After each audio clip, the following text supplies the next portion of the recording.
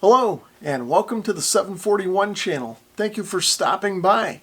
Today, we're going to take a look at this President McKinley CB Radio. So here's a look at everything that was in the package. First up, of course, is the radio itself. They also included a fused power cable. We've got a mobile mounting bracket here, and a microphone clip with a bunch of assorted hardware to mount it. Then we've got the radio's manual over here, a big President oval sticker, a copy of the Part 95 CB rules, and of course we also have a microphone. This is a handheld type with a 6-pin connector on it. And then there's a whole flyer here that talks about the microphone and why it's so light and uses a 6-pin connector. I guess maybe some people complained about that. So before I get too far along with the video, I just want to mention that the video is not intended to take the place of your owner's manual. Make sure you grab that and read through it so you understand how to hook up the radio and use it. So first up, physical dimensions of the radio. Looks like it's about 6 3/4 inches wide. So it looks like it's roughly 7 1/4 inches deep, including the protrusion of the SO239 connector on the back and the knobs on the front. But looking at just the body of the radio, the depth is about 5 3/4 inches. And it looks to be 2 inches thick. The radio by itself weighs 2.123 pounds. And if I throw the microphone on top, that brings it up to 2.434. So here's a quick look at the back of the radio. Here we have the standard SO239 antenna jack connection. And over here is the power connector for the main power wire coming in. This radio can run on either 12 volts or 24 volts DC. This jack here is for a Vox microphone. This jack is for an external PA speaker. And this one is for an external audio speaker. So first off, a quick look at the front of the radio. Over here on the left is the grill for the front firing speaker. This is the fine and coarse clarifier controls for sideband operation. This control here is used to change the channel and set some of the menu options. This, of course, is the main display. And these buttons down here control various features and functions of the radio that we'll cover later on in the video. This is the power and volume control. And this is the squelch control. And then down here is the 6-pin microphone jack. So I'm going to get the radio hooked up now. First thing is, I've got the power cord connected up to my 12 amp Astron power supply, which is back here. I'm going to just plug this end into the back of the radio over here. Next up, I'm going to connect up the antenna coax. Now the antenna that I'm going to be using for the bench test is my Mako V58 base station antenna. It's out in the yard on a pole about 20 feet off the ground. Now I'll plug the microphone into the connector on the front of the radio. So I've got power and my external antenna connected up. So let's turn the radio on and try it out. So first up, if I want to change channels, I just turn this control to do so. So next up, I'll set the squelch control. Now the squelch on this radio actually has 2 modes of operation. The first is traditional squelch, where if I turn it up to a certain point, it mutes the background noise until a strong signal comes through and breaks the squelch. Now President also includes their auto squelch mode, and to activate that, I turn the squelch control all the way over to the left. So now auto squelch control is on, and there's an icon on the display letting us know that that's the case. So right now, as you can hear, there's no background noise. So now I'll go transmit on another CB I have on the other side of the room, and you should hear the squelch open up and my voice come through. Testing. 1, 2, 3, 4. Testing. So to access the menu on the radio, I push in on the channel select control. When I do that, you can see that the display changes. The menu option being controlled is listed here in small text, and its value is here in the main part of the display. And to change the value, I just turn the control left or right. You can see the first item that we're changing is the color. Default is orange. Then we have green and blue to choose from. I'm going to leave it on orange for now. To advance to the next menu item, I just push in on the control again. In this case, you can see I'm now controlling the dimmer. Maximum is 9, and minimum or off is 0. Next up is contrast. Maximum is 9, and minimum is 0. Next up is the key beep, and that's the beep that you've been hearing as I've been dialing around here. You can see I can choose between off and on. I'm going to turn that off because it's kind of driving me nuts already. Next up is the Roger beep. I'm going to leave that off for now since we don't really use them around here, but if you wanted to turn it on, you could cycle it over to on. Next up is the SWR control. I'm going to skip that for now. And then we have the tone control. And what that does is it changes the tone of the received audio. -5 is a more bassy type tone, and +5 is more treble. Oh, I caught that, Andy. It was the other guy I couldn't hear. Yeah, no problem, man. I just try to tell the truth, you know. Sometimes it may be offensive to some people. I don't know. So next up, if I want to change the mode of the radio from AM to sideband, I just short press the mode button. Right now the radio is in AM. The first short press brings us to USB. The second brings us to LSB. And the third brings us right back around to AM. So this radio also has the ability to receive the NOAA weather frequencies. So to activate reception of the weather band, I just push the weather button. You can see the display has changed. We now have a channel number and weather listed here. So there's generally 7 available weather frequencies throughout the United States. And right here, I can receive 3 or 4 of them. And if I cycle through, you'll be able to hear that. 25 miles an hour. Sunny in 57. In Concord, partly cloudy with a 50% chance of... Where in New England, Portland was cloudiest. Cooler and more unsettled weather expected from... So this radio can also receive weather alerts from these weather stations. Now what that means is the radio can be in normal CB mode. If weather alert mode is turned on, if one of these weather stations transmits out one of the severe weather warning tones, the receiver will automatically switch over to the weather mode and you will hear that severe weather warning. So to turn that on, just long press the weather button. Then you can see alert shows up there above weather. Now if I short press the weather button to go back to CB mode, you can see alert is still there, letting me know that the weather alert function is active. So this button turns on the noise blanker, automatic noise limiter, and high cut functions. If I short press the button once, you can see that NB and ANL are shown on the display. So that means the noise blanker and the noise limiter are active. If I short press it again, you can see that just high cut is displayed. And if I want to turn them both on, I just short press again, and you can see they're now both active. And then to turn them off, one more short press, and they are turned off. So short pressing the 919 button just cycles between normal mode, which we're in now, channel 9 mode, and channel 19 mode. One more short press brings it back to normal. So the last button over here, labeled F/mem, has a few different functions. The F stands for function.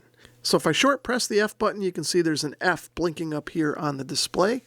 And now if I short press any of the other buttons, you can see that the mode that's listed below the button in white is what's activated. So right now we turned on Vox mode. So while we're here, let's talk about Vox. Vox stands for Voice Operated Transmission. So as you can see, I'm not pushing in the push to talk switch right now, but the radio is registering my voice through the microphone and transmitting what I say. This function can be used in conjunction with a separate microphone, maybe a lapel mic or something like that, for hands-free operation while you're driving. So to turn off Vox, I just push the F key and mode again, and you can see it turns off. So the next 3 buttons are used to control the 3 memory channels that can be set with this radio. Because it's brand new, I don't have any memory channels programmed in yet, so let's do that now. So for instance, if I want to program channel 8 into memory channel 1, I'll short press the F key to get into function mode, and then long press the M1 button. Now you can see that MEM is lit up on the display, and there's an M1 blinking. And what that means is that channel 8 is now programmed into memory channel 1. So to program memory slot 2, I'm going to tune to another channel that I use, short press the F key, and then long press the M2 key. Now you can see that M2 is blinking and set. Now I'll program a channel into M3. So now to quickly access any of those 3 memory channels that I've programmed in, I short press the F key and then short press whichever one of these I want to access. You can see I've gone to channel 39 and M2 is blinking. So this radio has scan function in it as well, and it can scan through just the memory channels programmed in, or it can scan through all 40. So right now, since I'm in memory mode, and you can see that by the little blinking M2 over there, I'm going to activate memory channel scan. To do that, I'm just going to long press the scan button. Now you can see that the radio is scanning through the 3 memory channels and also the 2 emergency channels 9 and 19. If a signal happens to pop up on any of those channels, the scan will stop. And if I want to stop it before that, I can just quickly press the push to talk key and it will stop scanning. If I want to scan all 40 channels, I just get out of memory mode by turning the channel control to any of the other channels and then push and hold the scan button. And now you can see it scans through all 40. And I can stop the scan the same way as before by just pressing the push to talk.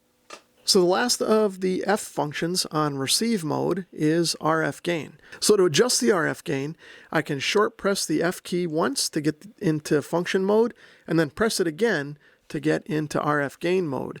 So now if I turn the channel control, you can see the bar graph below the RF gain message goes down, and you should be able to hear the received static goes down as well. When I'm done setting it, just short press the button again to get back into normal mode. So to activate any of the functions on these buttons that's printed on the top of the button, I long press the button. So for example, if I want to get into PA mode, I long press the mode button. You can see now we're in PA mode. If I had an external PA speaker connected, I could key the mic and you guys would hear my voice come out of that speaker. To exit PA mode, I just long press again to go back to normal mode. Same thing with the weather alert. If I want to turn it on directly from CB mode, I just long press the button and you can see alert turns on. Long press again to turn it off. We've already talked about the scan feature, but once again, if the squelch is set and there's no signal coming through, long pressing that will activate the scan function, and long pressing it again will stop it. Long pressing the 919 button will put the radio into dual watch mode. And you can see in this case, it cycles between the channel that you're currently on and the emergency channel, channel 9. And the last long press function is the lock function. If I long press the F key, you can see a lock shows up on the display, and the radio is now locked. I can't change the channel by accident or activate any of the other keys. To take the radio out of lock mode, I just long press the F key again, the lock goes away, and the radio is back to normal. So we've also got the ability on this radio to change the mic gain and output power. So to change the RF power, I'm going to key the radio, and then I'm going to short press the F button, and you can see here the display changes to RF power. Then I can turn the channel control to reduce the power or turn it back up to put it to maximum. If I want to change the mic gain, I short press this button twice. Now you can see mic gain is activated, and I can change its level. I can turn it down or turn it all the way back up. Another short press brings the radio back to normal mode. So this radio also has talkback, and if I want to activate that, I can long press the F key, and you can see talkback is on. You may even be able to hear it a little bit in the microphone and the camera here. And if I want to change the level of the talkback, what I can do is now turn the channel control. You can see that there is an indicator up there. And as I turn it up, it starts to feedback, but you kind of get the idea. Hello, testing. 1, 2, 3, 4. And if I want to turn off talkback, I key the radio again and long press the F button to turn it off. So next up, let's check the SWR function out. And this radio's got kind of a cool and unique feature where when you get into SWR mode, the radio sort of continuously measures the SWR. What that means is that you could actually tune an antenna in real time using the antenna's SWR meter and audible tone in order to get your antenna set. So I'm not going to be tuning any antennas today, but I'll demonstrate how the function works on the radio. So to activate it, I'm going to push in on the channel selector knob to go through the menus until I get to the SWR function. Once I get there, I'm going to pause for a couple of seconds, and then the radio just simply goes into SWR measurement mode. Let's take a look.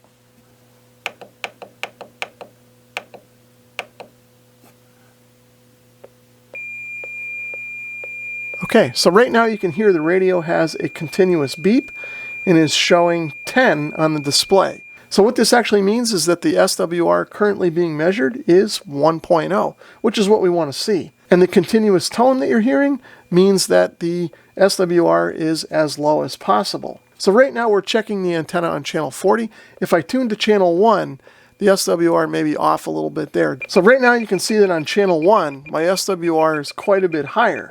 You can see the radio is measuring 2.2, and the continuous tone that we heard before is now a steady beep. So what's nice about this function is that if I were able to go tune my antenna in real time right now, I could adjust the antenna and the measurement on the radio would change in real time, but so would the audible tone. The beeps would either space out more or get shorter together and be a solid tone. That way, I don't even need to look at the radio to know if I'm going in the right direction as far as tuning goes. So really a cool feature of this radio. So just for fun, I went to channel 20, checked the SWR there. You can see we're measuring 1.4 and we're getting a fast beep tone now. So now let's do some on-the-air testing. First, we'll start off on AM, and then we'll switch over to sideband and see what that sounds like. And just to note, the antenna I'm using is a Mako V58 5/8 wave ground plane. It's mounted on a pole in my backyard about 20 feet off the ground. Hello, radio. Hey, how's it going? Hey, what's happening? Not too much. How's this radio sound? This is the new McKinley I just picked up. Oh yeah, sounds pretty good. Sounds like Ace's radio. He got one of those in his car. Ah, okay, cool. Yeah, this is where this one's going to go. That's what kind of antenna you gonna use on that? I'm just going to use a Fire Stick. I've got one that's been kicking around since who knows when. There he is. How's this thing sound? Am I on frequency or a little off? Yeah, it sounds like you're pretty close on this one here. I got pretty good tuning of that nowadays. Yeah, I was just testing it out, listening to it on a dummy load in the shack. It sounded like it might be slightly off, but figured I'd get a real world check. Yeah, right on. Yeah, I'm dead nuts on pretty much, so you should be pretty good there. Yeah, you sound good to me. Of course, I got the, receive clarifier, but I can't control the transmit frequency. So now what we'll do is we'll test the radio out in a little more detail. So what I'm going to do now is throw this meter and dummy load on, and we'll check the output power of the radio, see what it's doing. This meter is not the most accurate thing in the world, but it's close enough. It'll give us an idea of what's going on. So I've got my MFJ 872 meter hooked up to the radio, and I've got a dummy load on the back of the meter instead of the antenna. I'm in forward power mode, the 20-watt scale, and peak reading mode. I've got the radio in AM. Let's throw a carrier and see what we get for carrier power. As you saw, the meter was reading right around 5 watts. Now, this is not the most accurate meter in the world.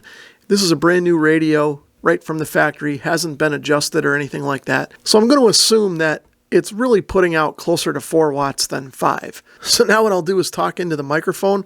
We'll get a little modulation in here and see what we get for a swing. Hello, radio. Test 1, 2, 3, 4, 5. 5, 4, 3, 2, 1. Test, test, test. So as you saw, we're dead keying around 5 watts and swinging up to about 10. So over on sideband, of course, we're not going to get any kind of carrier. So I'll just talk into the microphone and we'll see what kind of power we get. Hello, test. 1, 2, 3, 4, 5. 5, 4, 3, 2, 1. Hello, test. 1, 2. And as you saw on voice peaks, we're getting up to around 10 watts or so, which is about what you'd expect for a factory stock radio. So I'm going to set up my SDR Play RSP1 software-defined receiver, and we'll take a listen to what this radio sounds like over the air. First up, we'll test the President McKinley in AM mode. 1, 2, 3, 4, 5. 5, 4, 3, 2, 1. Testing the President McKinley CB Radio. President McKinley, upper sideband test. Mary had a little lamb. Her fleece was white as snow. And everywhere that Mary went, the lamb was sure to go. Lower sideband test of the President McKinley. Mary had a little lamb. Her fleece was white as snow. And everywhere that Mary went, the lamb was sure to go. So overall, I think I'm pretty happy with the McKinley. I think it's going to work out pretty well out in the mobile. But for now, I'm going to wrap this video up here. But stay tuned to my channel. I will make another video when I install this in the Suburban. But for now, if you want to learn more about the McKinley, I'm going to leave an affiliate link down in the description below. If you enjoyed the video or found it helpful, please give it a thumbs up. If you'd like to leave a comment or subscribe, feel free to do that as well. If you'd like to support my channel in another way, please consider taking a look at my Amazon store, which is also linked in the description below. Thanks for watching. There we go. That should work right there.